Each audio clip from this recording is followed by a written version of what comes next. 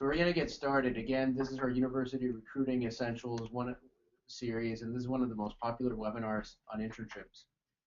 My name is Roberto Angulo, and I'm the CEO and co-founder of After College. I started After College a couple of years out of Stanford with a few other students. And with me here this morning, I have Matthew Baum, who's our Director of Talent Solutions. Yeah, good morning, everybody. Once again, my name is Matthew Baum. I've been with After College for the last 2 years. I handle talent solutions, so that encompasses sales, client services. I've been in this industry for about 10 years, worked at Yahoo when they had hotjobs.com way back in the day. Ran the sales team at Simply Hired for about 4 years.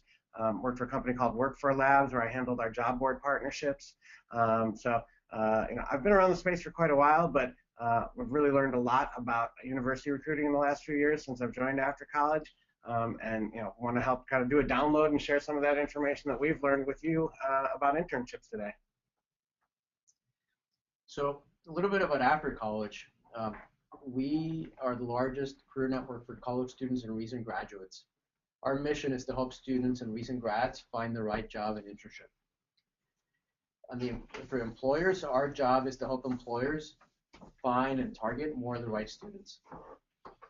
And the way we do this is through a network of faculty. So we work with over 18,000 faculty and academic contacts at over 2,300 colleges and universities in the U.S. In any given year, we'll have about 5 million recent graduates and students using After College, as well as 25,000 employers sharing over 200,000 opportunities at any given point. So what we're going to do is we're going to talk to you about internships. And one of the reasons we started After College, and it's important to mention, we did this as students. So again, I was an econ major at Stanford, and we had a really good flow of employers going to campus. But the issue that I had at the time is I just didn't know what I wanted to do. I had no idea, no clue.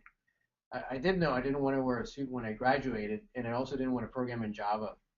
And that's a pain point that we see students having still today. I mean, that has not changed. Roberto, sorry to interrupt, but I see the same thing today as I hire sales folks.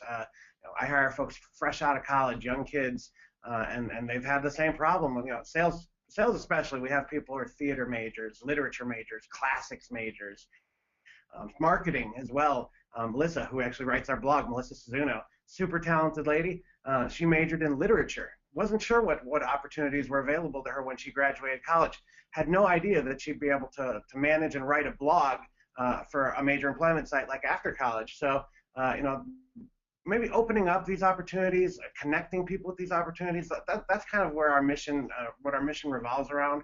And that's why we want to kind of share the information that we've learned about doing internships.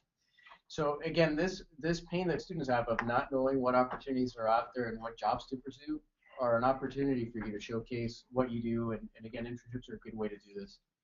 So before we get started on sharing some of these insights and giving you some examples, we want to give thanks to the employers who've shared their best practices and who've given us examples of how they basically promote their internship programs. So just quickly, we want to give a shout out to companies like Stryker. They did a lot in terms of helping us giving us an insight into how they promote their internships. SanDisk, companies like NetApp, Northrop Grumman, Geico, CH2M Hill, and last but not least, I also want to thank Dr. Phil Gardner from the Collegiate Employment Research Institute in Michigan State. So his research is always pretty interesting and pretty informative, and we're going to be quoting that as well as NACE data here in the coming moments. Giving you an overview of what we're going to talk about. Again, Matt's going to talk to you about university recruiting and how we see it as a dual role within your organization.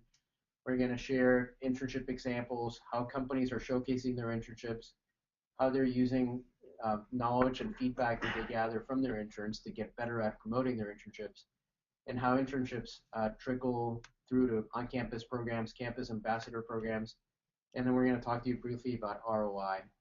So with this, I'll hand it over to Matt. Hey, thanks, Roberto. If you've ever been to one of our webinars, you've probably already seen this slide. we use and abuse this slide, I think, but it's super important that we talk about building your brand. Really, everything you do in university recruiting comes down to building an employment brand. If you're not just looking to hire one or two interns every other year, and it's not something that you just do ad hoc as needed, if you want to have a strategy, then you have to talk about building your employment brand. You have to have this conversation internally, and you have to really think about it when you develop. It's the core of a comprehensive university recruiting strategy. It's the companies that do it the best. They start early. They engage students early. They work to build that employment brand with those students. And just to be clear, when we talk about employment brand, that's not the same as your consumer-facing brand. If you're Pepsi or Coca-Cola, people see you as a soft drink maker. People know that they can come and get a refreshing beverage from you. That's not what you want people to know about your employment brand. Obviously, you want people to know it's a fun place to work. We have certain benefits. This is what our culture is like. You want people to kind of see what their career path would look like if they went to work for you. You want to help people envision their future, and that's why your career brand is so important as it pertains to internships, because internships are that gift that keeps on giving. As these kids go back to school and they carry the message of what they learned about your employment brand back to other students, they're sort of sowing these seeds for you and bringing it back over and over and over again. Career path, benefits, workplace culture, you need to instill all that in your interns because, if there's nothing else you remember, people only remember 1, 2, maybe 3 things from webinars. Remember this. Everything you do is about giving your interns an experience that they will bring back to the rest of their classmates, the rest of their friends, and share with them that strengthens your employment brand. First thing I want you to think about is the long-term nature of this investment. Investing in a career path is not about, investing in an internship is about a career path. It's not about making a hire, filling a role. Those are some of the results that you may get out of a program like this. But the goal is building this self-sustaining ecosystem of students in this pipeline. So it really starts with investment from upper management. If you're out there doing this on your own, you're really setting yourself up to fail. You want to get investment from upper management, senior management, CEOs, VPs, SVPs, the people that are on the top of the heap. Whoever you can get in touch with that's as high up in your organization as possible, and talk to them. Make sure that they buy in. Make sure that they know that this is a multi-year strategy and that you're going to start early. You're going to engage the students with your brand. If your plan is to hire juniors as interns, you want to be talking to them when they're freshmen. In year 1 and year 2 of the plan, you're going to get juniors to come on board, I'm sure, and I hope all of you are already having success doing that with your internship programs. But if you're really trying to build this self-sustaining program, you need to start thinking about those kids who are 24 months out from becoming your next interns. You think of it as, like I said, building a pipeline. You're packing that pipeline with students early on and making sure that you're building this system and watching how this system develops.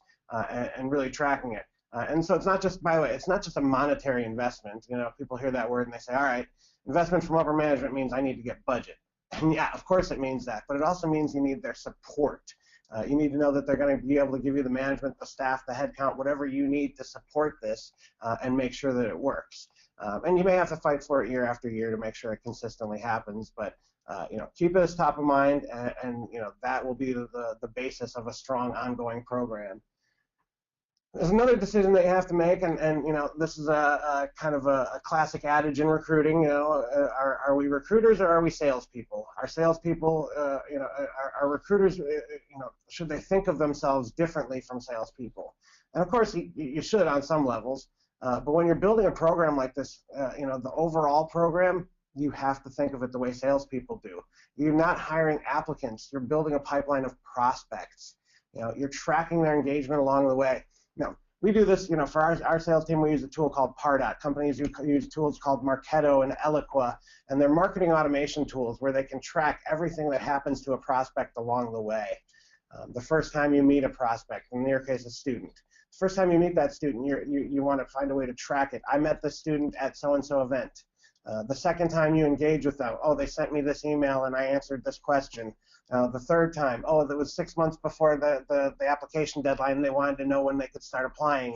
The fourth time, so on and so forth. Tracking every touch. And you can get a tool that does that, or else you got to figure out a way to do it internally, ad hoc. But tracking all those touches is how you're going to be able to track your ROI. This is another kind of mindset question. Do you use an ATS or do you use a CRM? And some of you people, I'm sure you're just thinking, oh, wait, these are just three-letter words. This means nothing. Let me clarify. CRM is what salespeople call a customer relationship management system. Salesforce.com is the best example out there. When salespeople sell, every engagement, every time they talk to customers, they make a note in Salesforce. Every time they sell something, they make a note in Salesforce. And this is different from tracking an applicant where you say, all right, they applied, we hired them or we didn't hire them. This is about long term. And a lot of ATSs have this stuff built in, and that's where you want to really leverage it if you can, where you have a unique source code for every touch, every event that you have, every time they click a link, it tracks where that person came from, whether it was an advertisement on after college or a job posting or something you did at a local college's career services website, or something that you did on Google or a newspaper ad. Tracking everything that you do and being able to kind of flag that is going to be a huge advantage. So if you can't do that automatically, start doing it manually and make the case to get a system that can do it automatically. So why have interns? And again, Matt talked about justifying having intern program to management. And I'm going to share some stats with you. So according to the Collegiate Employment Research Institute, over 70% of employers this year plan to hire interns. 70%. That's pretty big. And then, as you're probably seeing, college recruiting is going up. More companies are going to campus. More employers are recruiting college students. This is a very important metric. According to the same report, 26% of these employers, or these employers on average, expect that 26% of their hires are going to come from this internship pipeline. NACE has similar results, and their focus more on employers doing college recruiting, but employers in the NACE survey, 97% of them plan to hire interns this year. And why do you need to hire interns? Well, they're a great source of entry-level talent, and they help you build a qualified pipeline of candidates that are going to help you fill your full-time recs. And even if you just look at interns as a way to fill your pipeline, that's huge. What we're going to talk about now is how do you basically leverage internships to build a brand on campus. So from this point on, and we're going to start getting to sort of the meat and potatoes here, whether you have 2 interns that you hire a year or 200, this is still pretty relevant to you. Spreading the word is key. This is not a scenario where you build it and they will come. You actually have to target students and that you want to attract, and you have to spread the word. One of the things we're going to talk about is word of mouth, which is enabling or empowering your students or your former interns to tell other students about your internships. That's very powerful. And then if you have a schedule of on-campus activities, or if you have a PR schedule or a marketing schedule, you should be leveraging that and always mentioning the internships there. Internships are hot, they're popular, and they're a great way for you to basically promote your on-campus brand. And after college can help as well. I mean, we help employers promote their internships to students and faculty at universities. One of the things we're going to talk about is how do you showcase, or how do you promote the internships? So it could be as simple as, hey, we have internships, but here are some examples, and we're going to talk to you about how you basically go about showcasing what other companies or what your company does. So we're assuming you're providing a great internship experience, obviously. So the assumption here is that your interns come in, they learn something, they have fun, they're doing work, but they're walking away from this and saying, hey, I had a great internship during the summer, right? So the one thing you got to do, and it's obvious, but we say it anyway, is make sure you give a good internship experience. And then save the work, document it, have the students document the work that they do during their internship, because that's going to be key, and we're going to show in a little bit how that's really good knowledge to leverage. And use your present interns, but also make sure you stay in touch with your past interns. Matt mentioned having a CRM. So you definitely, and this is, again, apologies if this is sort of stating the obvious, but you definitely should have a way to keep in touch with your former interns and be engaging them constantly. And showcasing their work as well as showcasing the work of your current interns, and kind of bringing back the things that your past interns have done, and leveraging them as a way to demonstrate what current interns should be doing or would be doing, and using that as a way to kind of emphasize some of the exciting work that they can do when they join, and the positive experience that you're going to have for them. Cool. So here's an example. So now we're getting into the fun stuff. Striker does a lot of college recruiting, and they do it fairly well. They do it pretty well, actually. So what they do is they have an internal blog. It's the Striker. It's strikerinterns.wordpress.com. So it's something they built in-house. And what they're doing is they're showcasing the different experiences that the interns are having, and these include social activities as well as within the company sort of intern-related activities. So they're highlighting the work that the interns did, and they're using it obviously as an external tool to show prospective interns what it's like to work at Stryker or to intern at Stryker. Not only that, we talked about getting management buy-in. It's also a tool internally that they can use with management to show the impact that the interns are having on the company. And it's also a good way to get managers within the company to say, hey, I might want to have an intern next summer. So it sort of demystifies it, and it gives them sort of a real-life view into what it was like to have interns in the past summer. So blog is an easy thing you can do to get buy-in internally and promoting internships externally. Porter Novelli. So Porter Novelli is another example, prominent PR firm, and their blog is a little bit more professional. It's fairly flashy, but what it does is it's doing two things. Number one, it's showcasing intern work or work done by the interns during the summer, but it's also showing interns what it's like to do a PR internship at Porter Novelli, and also more generally, it provides information of just what it's like to have a PR internship in general. So not only are they promoting themselves here, they're actually providing a benefit to the outside world. They're saying, hey, if you want to learn what it's like to do a PR internship, here, come to our blog and learn. And so it's not only self-serving, but it's also providing they're being empathetic and providing a benefit to those who want to come and learn. And this actually kind of reminds me, Roberto, of what we call content marketing. Sharing information that's valuable to people, not because every person that reads it or sees it is going to convert into an intern, but again, just a way to provide powerful word of mouth. And we do content marketing all the time, and share information that we have. This webinar is an example of content marketing. So Porter Novelli does a great job of sharing content that they think would be helpful to potential interns, to people who are thinking about internships in PR. It's just a great example of how you can leverage content marketing techniques as part of your internship recruiting program. And many of you have heard of Khan Academy. I'm sure you all have heard of Khan Academy. So before we get into this example from a student blog post we found, there's a student named David Hugh who had an internship at Khan Academy, and he's very prolific. He's a great writer.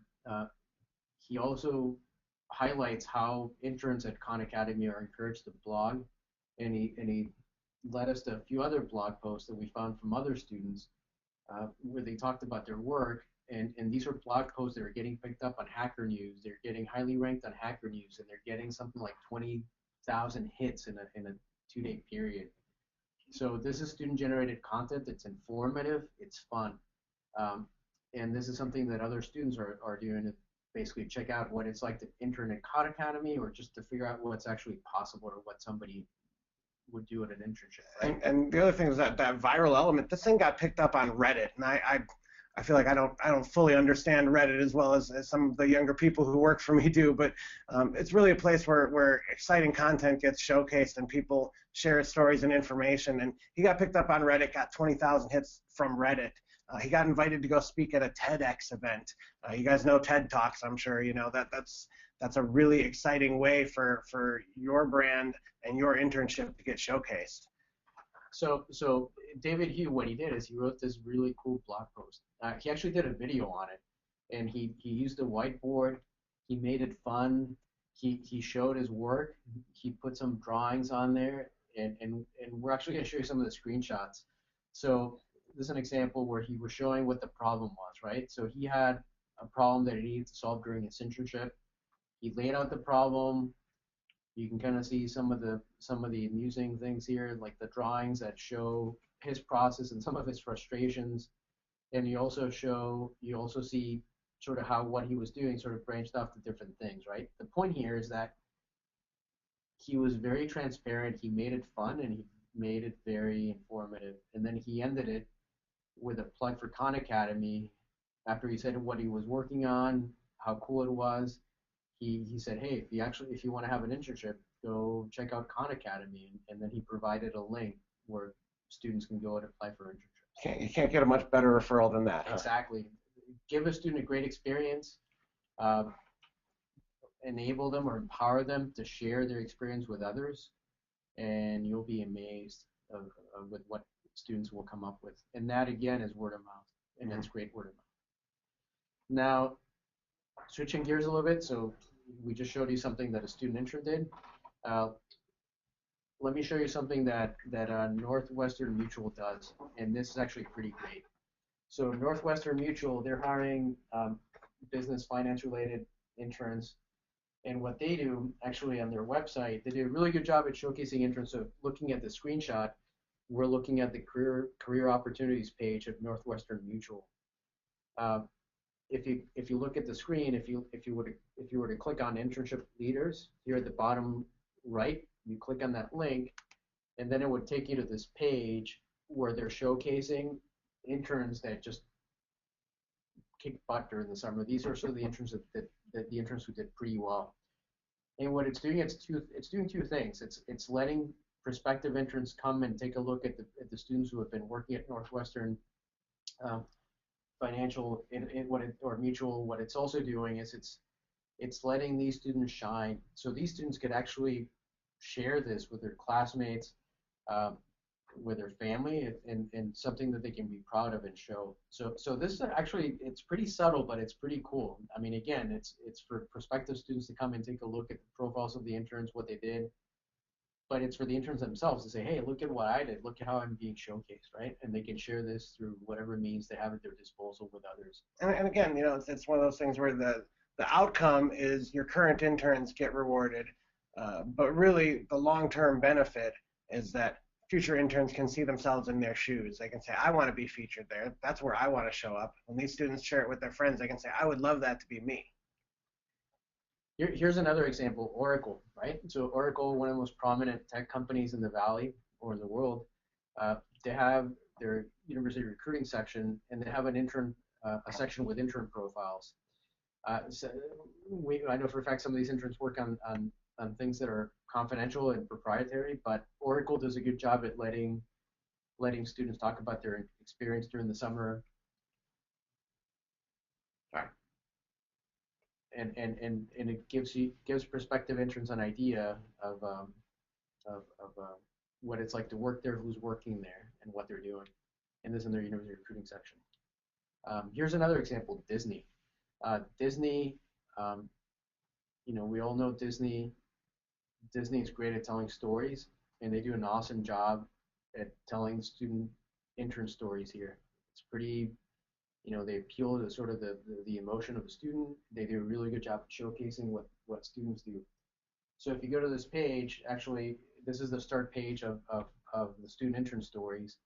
So if you're navigating the site, if you click on the blue bubble, explore current interns and alumni stories, they have this collage here, and it's a number of snippets here. So you have still photos, and then you have some videos. So for example, if you were to click on the Good Morning America image here with a student, you go ahead and click, and then it's going to take you to Andrew, the student's profile. It's going to tell you where the student worked, where they interned, and what's really cool is it's also going to tell you that the student ended up getting their dream job as a television news reporter. So what better story than saying, okay, these are students who worked at Disney, this is what they did, and then it showcases either what they did or where they ended up. And that's giving prospects a complete picture of sort of what it's like to work there. And again, their stories. And they're very well crafted stories. And nowadays there's a great way to tell a story because the internet provides the opportunity, the platform to share video. And video is such a great way to share these stories, especially with the generation who are currently entering internships, the millennials. They love to watch video on the internet. They're cable cutters. They don't have cable and satellite dishes. They watch all their video on the internet. They have their headphones on 24/7. They live on the internet. That's where all their video comes from. So SanDisk has a great example here. SanDisk, a company that's known so well for their engineering. They're a huge company for tech. They attract tech people. I like to say they can attract great tech people in their sleep. It's not true. Obviously, everything requires work. But what they do great here is that they talk about a position that's not technical. They talk about a day in the life with Tara. Tara worked in a marketing function. Came to SanDisk, and it talks about what it was like to start working at SanDisk. And these videos, we encourage you to take videos like this and use email to leverage email to put this in front of students that may be interested. Again, you've built that pipeline of students. Share with them what their experience is going to be like and give them these videos to watch so that they can kind of learn more about it. Another example, Google. We all know Google, and Google also owns YouTube, which is the largest or the most widely used social media site by millennials. Google does a great job in highlighting intern experiences on YouTube. So they have videos that have been created by students, and it just talks about their experiences at Google. And if you're on YouTube, if you're on Google's employment section, or if you're on YouTube looking for internships, you're going to stumble upon these engineering internship videos. And again, they're great videos that are by students that give other students a good insight into what it's like to work there. So similar to the Northwestern Mutual example, this is an example of a student who interned at the White House, and she was showcased at the University of Florida newspaper, The Alligator.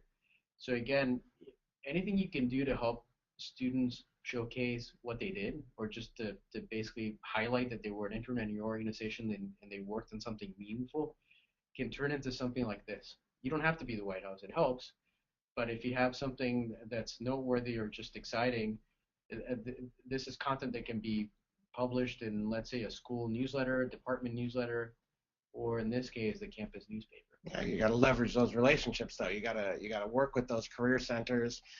You got to make sure that you provide content like this and use your kind of PR engine to get in front of those right people and make sure that they pick up stories like this. And again, repeating this for the 19th time, but university recruiting is not just about recruiting, but it's about marketing. And this, again, is PR, it's evangelism, and it's getting the word out. Another example is pretty cool. So this is a post at the School of Engineering from the University of Portland. And this is an example of two well-known brand name companies doing something cool with interns. So this is Nike and Intel up in Oregon. So there's this famous sort of really long-standing rivalry between interns at Intel and interns at Nike, and they make fun of each other. Like I think one year they got T-shirts that said, like the Nike or the Intel interns got T-shirts that said, "Seriously, how hard is it to make a shoe?" So they make fun of each other. But what they do is the companies basically organize all these events like dodgeball, beach volleyball, trivia, and there are these friendly sort of competitions that what they do is they get the students sort of invested in the brand of the company they're interning with, and they get into this rivalry with the interns at the other company, and it's just a fun thing to do to basically showcase or just to get students excited, right? You're gonna have them do work, but you want to get them immersed in your culture, and this is a great way to do this. And after college, we do this through scavenger hunts, and it's not that hard to do these things. And again, what you want to get students blogging about this and writing about it, and that just goes a long way in terms of building your brand. And I like to use a sports analogy here. One thing that they say sometimes is, a great player who's putting his team first over himself that they say he's playing for the name on the front of the jersey, not the name on the back. That's to say these guys are out there playing dodgeball, and they're playing for Intel's bragging rights, not because they want to win personally. They're playing for their brand. They care that much about it, and connecting it at the heart level like that, that's huge. And that's why, when we talk about, we went through all those different examples there to show you a range of different ways that internships can be. You can kind of leverage social media to get the word about internships out. Really, we've only scratched the surface. There are infinite ways to get internships published, to get publicity, to get visibility for what you're doing. And so what you need to do is kind of go back and learn from your experience and continue to evolve and iterate on it. You want to look at the different marketing materials that you provide, test them out, run them by the interns, and say, what do you think of these materials? You want to say, what did they think of the apply process? What did they think of what you made them go through? What did they think of what attracted them to your company? We've heard a million of these stories about different ways that companies are learning from their experience.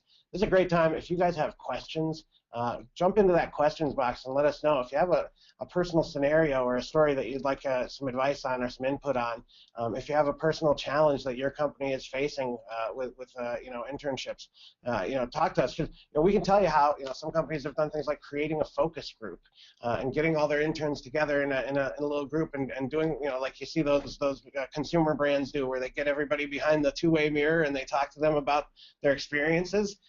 Doing something like that where you can kind of learn from your interns. It's really important that you kind of go back and they say those that don't learn from the past are doomed to repeat it. And I like to be more positive. I like to say if you need to pick up your successes from the past and you need to build on them. The other thing you want to do, you want to practice. You want to get comfortable with how you pitch when you're in a career fair booth, for instance. You've got that elevator pitch, and again, I'm kind of bringing a lot of sales and marketing terminology in here because you all know that you have to sell yourselves. This is sales, and sales, you always have the elevator pitch. When people come to your booth, how can you tell them in the time it would take to ride in an elevator everything about what it's like to work at your company, what your internships are about, why they should come and be on board? You should have a practiced pitch that you can nail every single time to start the conversation. Then you want to talk to those people, those interns that you have, and again, iterate on it. How did you like that pitch? Is there a better way that I could have brought you in? Ask your interns what type of things that attract them to a career fair. What type of things get them interested? What's the best info session you've ever attended? What are the worst and most boring, and why? And this goes without saying, but at the end of your internship, do a survey. And if it's a handful of interns, just sit them down and ask them. If it's hundreds of interns, then do a survey and ask them what they liked about the internship, what they didn't like, and then ask them if you were to promote the internship to students on campus, what in their minds would be good things to highlight. So you already have your successful class of interns. Everything went well. It was an awesome internship. Now they're going back to campus. How do you incorporate those interns who've already served at your company back into your events when you travel to their campus? How do you continue to work with them? One example, the career fairs.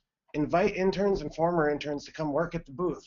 Train them, get them to drive individual referrals. Drive home that point. Please refer your friends. Whether it's tacking on a bonus to it, or just really kind of repetitive messaging about how important the referrals are, and that we loved working with you. We'd love to work with your friends as well. And then again, invite the interns to come work at your booth, but train them. Take them through the same practice that we just talked about. Take them through, make sure that you give them the same sort of experience that you would give to your coworkers. That they know everything about the pitch. They know how to talk to, and presenting a unified front is really what I'm talking about here. Making sure that everyone is consistently saying the same thing. And again, those individual referrals come up one other way, which is if one of your interns is working the booth, they're going to get their friends to come and visit that booth. And so, again, a really effective way to make sure that you're leveraging those interns going into the future. The next thing we want to talk about is info sessions and kind of classroom presentations. This is probably some of the most powerful tools that you can use as a college recruiter. Getting those info sessions, getting those invites out, driving potential interns and potential new hire candidates to come to those info sessions. Everybody knows how important having that candid audience is. Presenting to an entire classroom when you have their full attention, hugely valuable. Bring the interns in. Use that opportunity. I sometimes I tend to think that I can go and convince people to do anything, and I just need to get in front of people and tell them how great it is to work at after college, and it's going to resonate, and they're going to come. Reality is they're going to listen a lot more if it's one of their peers telling them about it. If that's where they're getting the story of what the experience is from their peers, it's going to be a lot more successful. The other thing is faculty relationships. Faculty relationships are something that takes a lot of time to build. Internships are a great way to basically build these relationships. If you can tell a professor that you have internships for students with a specific knowledge that they're imparting on students, you can get professors to really do a good job of promoting your internships.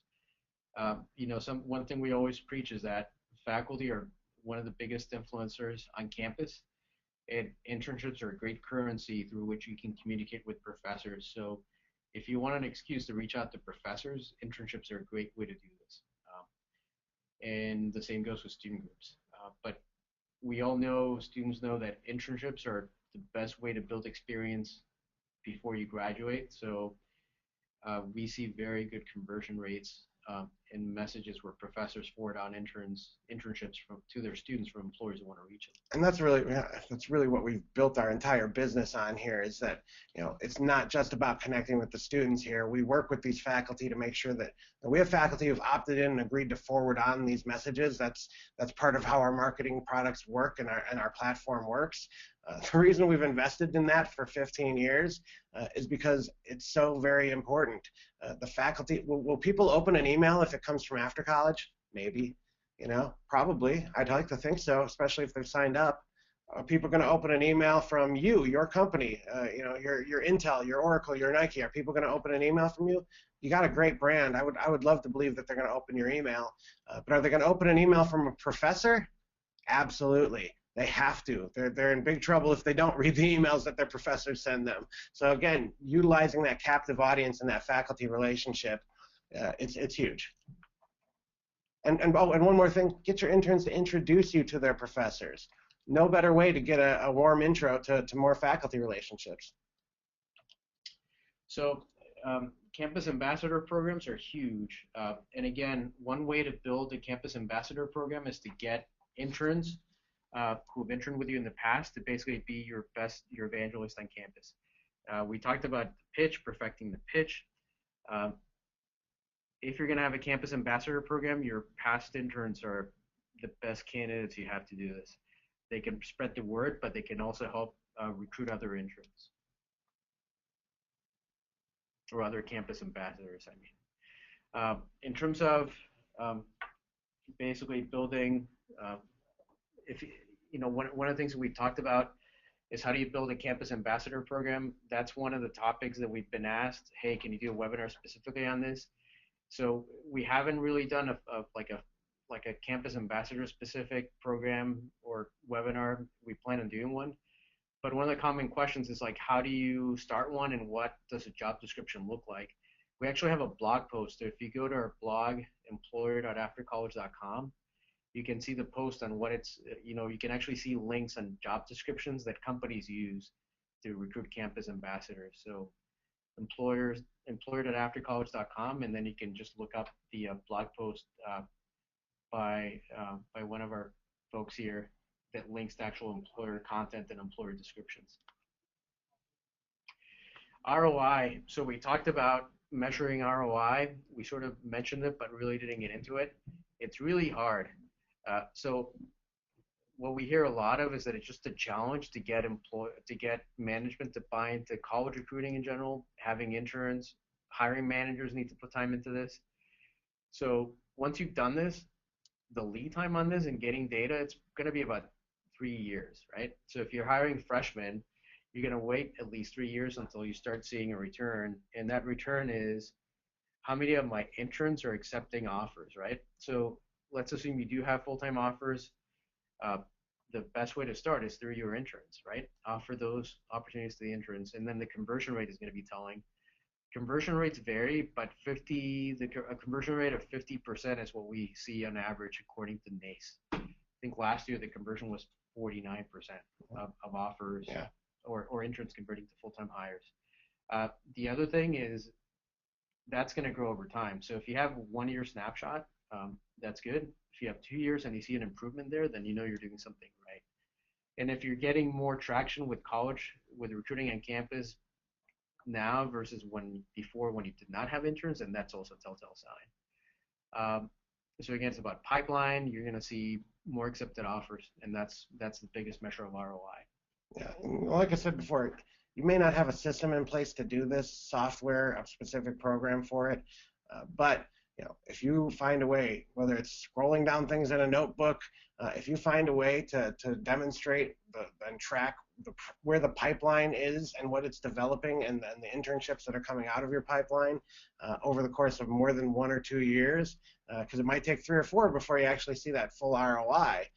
But if you can find a way to track that, that's how you're going to be able to prove to senior leadership that investing early was so very important, and that it reaping the benefits going forward. Yeah, sorry. And one last example. So something we hear a lot of is, and this is a lot for tech companies, where we have the university recruiting teams competing at the same campuses, right? So these are the MITs, UT Austins of the world, where every CEO says we want the best programmers, and these folks are at MIT and UT Austin, right? So these are schools that are saturated, they're in super high demand. And let's say you're coming in fresh with no previous presence there, right? Internships are a good way to get in. And if you're having little success in getting there now and getting full-time hires, the internship program that you can set up is going to help you figure out if you can sort of make a dent there. But again, it's 3 years out. But you'll start noticing that with interns, you're going to start getting more and more hires from certain schools. Yeah, and you're going to identify those schools that maybe are not those leaders that your CEO wanted, and be able to say, look, though, we did get some interns from MIT and UT Austin, but look at these amazing hires that we've gotten from Cal Poly and UCSB. Look at these amazing people who've come out of Boston College. Be able to demonstrate these kind of outliers and show that you're making the investment in the right departments, the right schools, and not just going on the gut of what your executives like or the schools that they like and they want to kind of buddy up with. So then, specific tools or specific tactics you can use to see if your brand is actually sticking with students. You can do surveys, of course. So you can go to campus, or you can hire a street marketing firm to do a survey on campus about where students want to work.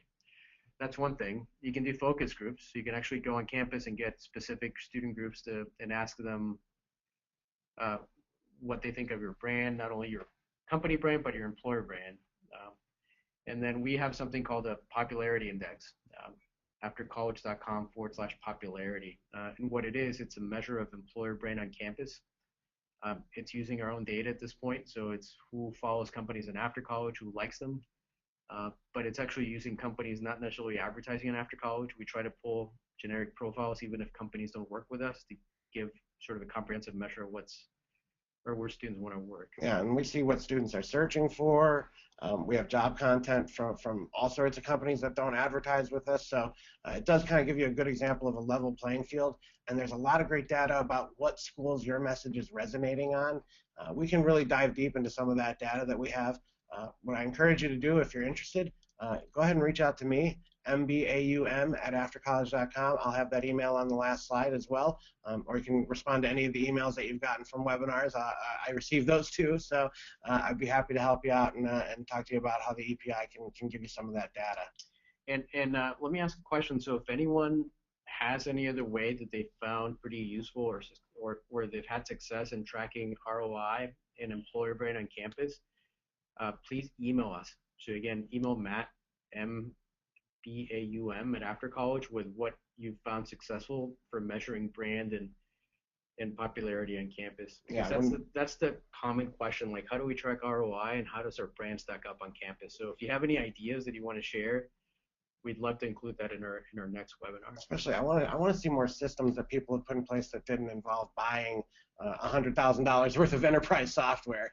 That would be really great to see more examples of that. We'd love to showcase University Recruiting Essentials 2.0 coming out in 2015. We're going to have more follow-up webinars, and I'd love to come back and talk about how some of you have found success in your internship programs and have you participate. Because again, I know this slide looks familiar, but we're talking about measuring your ROI. We're talking about brand. We're talking about a lot of companies. You're competing with companies that maybe have agencies, or maybe you have an agency, but they work with marketing and advertising agencies to hone and perfect their message. They can do consistent outreach. They do U.S. mail, social media, email, whatever they can to get in front of and reinforce their message. And their company brand message, every cultural and eventual opportunities. Brand awareness is really tricky to measure, and so, like I said, EPI is one way to do it. But companies spend thousands on agencies to do it. If you have a system in place that you think works and helps you, I'd love to hear about it. But again, really, it's just about finding a way to track every touch and track how those relationships evolve over time. So now we're pretty much wrapped up. I want to just give a quick plug. We've got a few more webinars coming up in the University Recruiting Essentials series. January 21st, we're going to do a really cool social media survival kit for university recruiters. Obviously, if you're like me, you know how important social media is. You really value it. You don't have the time to manage it, and we know that some people, that they're not given the resources to manage it, but they're still expected to. And we want to show you how some of our team here and some of the best in the business use social media effectively. And then I want to come back. If you haven't seen it before, we're going to be doing the building brand recognition with scholarships. I want to come back and talk to you about that February 4th and share some really cool information about how that can really reinforce your brand. Webinars.aftercollege.com. You can come there and check it out at any point. Aftercollege.com. Employer.aftercollege.com has a lot of great information. Check it out. And then one last thing, a new webinar series is going to be launching December 10th. It's going to be After College Inside Out.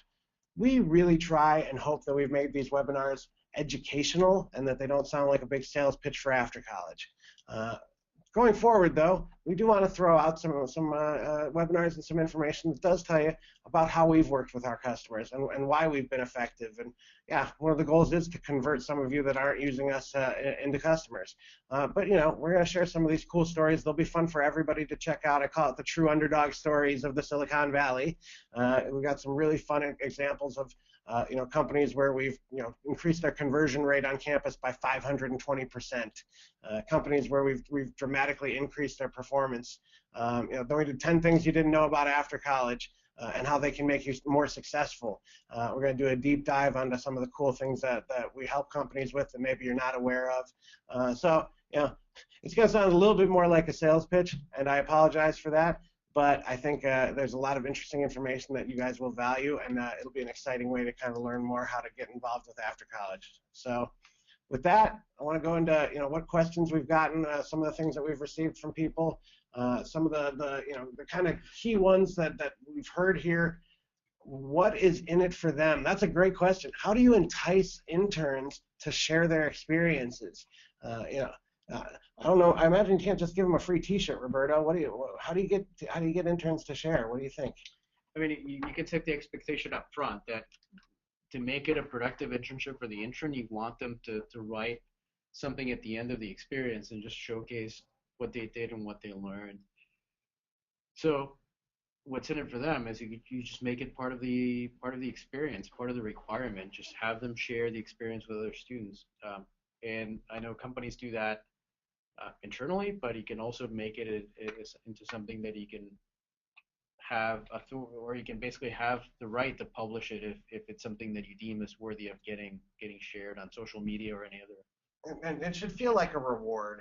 And by the way, if we do have time to answer a few more questions. We've got a couple more that we want to get to, but if anybody has questions, don't hesitate to lob them in. We still have time to cover one or two more. let's see. Oh, this is a good one. Having them sign up for your talent community and continuing to send information. Yeah. So here's a great tip that we got actually about enticing getting people to share their experiences. Utilizing their talent communities, utilizing that pipeline tool that you have, however you're tracking and integrating your future interns and your future employees. Getting them to kind of go and pitch that to their friends and push that out. You have to make it a reward for them, though. One of the things we do here is we bring our interns at the end of their internship, we bring them out and we have them come and talk for an hour. Not each of them, they split the time, but we have them come and talk to the company about what they learned from their experience. They get kind of interviewed by usually by our blogger Melissa, and she goes and kind of does a deep dive on what did you learn and what did you enjoy about it, what didn't you enjoy about it. And we get some really surprising answers. We have people who say that the thing they love the most about after college is that we always have free bananas. You get the most outside of the box things that you never would have thought of that excite people, and so you learn a lot that way. Make it a fun, rewarding experience that they get. I actually really want to answer one other question that I've got here. How do you convey to the functional departments that internships are a true pipeline for future roles and not just summer help? I've got some really important thoughts on that actually, because this is something I've had to talk a lot about in my career. I've hired a lot of interns and a lot of entry-level students, and we have positions mostly on the sales side, but also on the customer service side. Teams like mine, we are always hiring kids fresh out of college who don't necessarily know exactly what they want to do with their career. And that's one of the things that interns do all the time. They go and they try things out. And what you find is you get these what I call first round draft picks. I hate to use the sports analogies because I know they missed the mark with some people, but you get these people where they're amazingly talented. And you know that if they had 1 or 2 years of experience, they would already be swooped up on by other companies. But you grab those people and you figure out what they're good at, and it might not be the first position. That's why companies do rotation programs. That's why companies do a lot of these co-op programs and let people try different things. You find what they're good at, and then you put them in that position. So, historically, my sales of internships have led to me hiring great salespeople. Don't get me wrong, but they've also led to me hiring amazing client services people. Our salespeople who then later became client services people. They've led to me hiring a lot of people who ended up moving into marketing roles. I've hired people who moved into actually product development roles out of what I called the sales associate role. When I worked at Simply Hired, we hired people who moved into marketing and product and all these different roles because they started in sales. We knew they were smart. We knew they were good communicators. We knew that we wanted them representing our brand, but we didn't necessarily know if sales leveraged all of their skills to the best of their abilities. And that's something that you can find out over the term of an internship. So what I've done to convey this to people, first off, again, showcase stories. Have people, if you've ever hired an intern who came on full time, have them write about that experience on the blog and share that with senior leadership. Get them on a little mailing list and say, here's an update on what we've been doing, on what our interns have been doing. Here's an update on what happened to our interns from last year or 2 years ago. Here our interns from 2007 and now in 2014, 3 of them are still here and have become senior VPs. Tracking the entire length of their career path, and so if you don't have that, then you have to tell stories from other companies. That's a little bit harder. But what you can do is you can actually identify talented candidates that you have and show resumes and say, look, here's a candidate that I've met who they're going to intern for us doing project A, but look at how they've done this, and this in their career. I think that they would actually be really great at doing role number 2 or role number 3, and kind of start showing them the expanse of what they're capable of. So I've had to really defend my hiring practices for salespeople because I didn't always hire people who had done a little bit of sales in their background, and the reason is I don't necessarily want to hire only people who are going to be great at sales. It's hard to find people who are going to be great at sales fresh out of college. But what you find is people who are great. And if they're great, you train them to do something. If it's not sales, you train them to do something else. We got a few more questions here. We're going to try to get to a couple more because we're running out of time. Uh, but this is a great one. Are there any best practices for having students share their internship experiences when they have worked on confidential projects? That's a great Ooh. question. Uh, Number one, well, it depends, right? We work with a couple of government agencies where it's even confidential, where you're not supposed to know that the person worked there. So in that case, it's a non-starter. Yeah. Uh, if it's a project that's confidential, but what you can do is you can actually showcase the fact that the student worked there. You can give a high overview of what the student worked on. Um, certain search company down in Mountain View tends to put sort of this label of ad quality on all the projects, so you can say, hey, the intern worked on ad quality. But again, instead of showcasing the specific work, it sounds like in this case you're not able to showcase the work. You can showcase the experience. You can showcase the social interaction among the interns. You can showcase some of the activities that they did. The And cultural that's the way stuff. around it. Exactly. Highlight the culture, not the work. Yeah. If the work is confidential, highlight the culture. And the thing is, if the kids can go back and tell their friends, my work was confidential, well, you've already got their attention. Now everybody's listening. I think it was probably, I'm misquoting here, but I think Mahatma Gandhi said, if you want people really to listen to what you're going to say, whisper. And, when kids say, oh, it's confidential, I can't talk about it, you've got other kids' attention right there. They're hooked. That's when you get them to talk about the culture and the other stuff because they're already fished in. Yeah. One other question: how's the weather over there? It's raining today, but it's been pretty sunny all week, and we're hoping the sun comes back this week. I think it will. Next question: how do you handle communication with potential intern applicants when there is a very large volume? Oh. One easy answer is, again, as somebody suggested, put them in your talent network and do one-to-many communication that way. If you mean by large volume, how do you do one-on-one communication?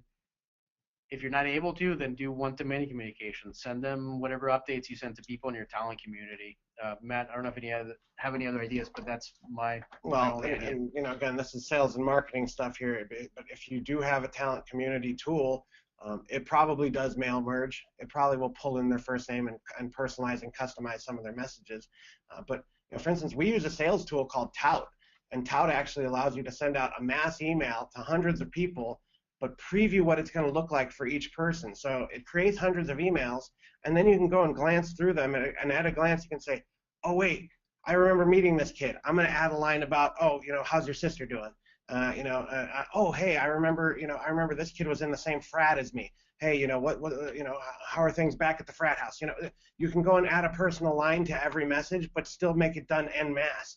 Those are the kind of tools that help us as a sales team, that help my sales team do one-to-many communication that's effective, that's semi-personalized. I'm giving away our secrets here because you're probably going to get emails from my sales team that utilize these. I hope that it doesn't take away any of the impact, but this is a powerful way for a team to send 200 emails but have them still all have a personal feel, and that's what you want to leverage for your talent network. Wow, we're out of time. Yeah, we're out of time. We don't want to go over that. Your time is precious. We want to thank you very much for joining us today. And again, happy holidays. Have a great Thanksgiving for those of you in the U.S. And we'll have more webinars coming up in the next month, and then in December, and then next year. If you have any questions, email us, mbaum@aftercollege.com. You can see our webinars at employer.aftercollege.com, and you can follow us on Twitter. And again, good afternoon, everyone. Take care, and thank you very much for joining us. Yeah, thanks, everybody. We're going to be sending out a short survey, and we encourage you to please give us feedback on what we can improve in our webinars, what you'd like to hear about, and what you don't want to hear about.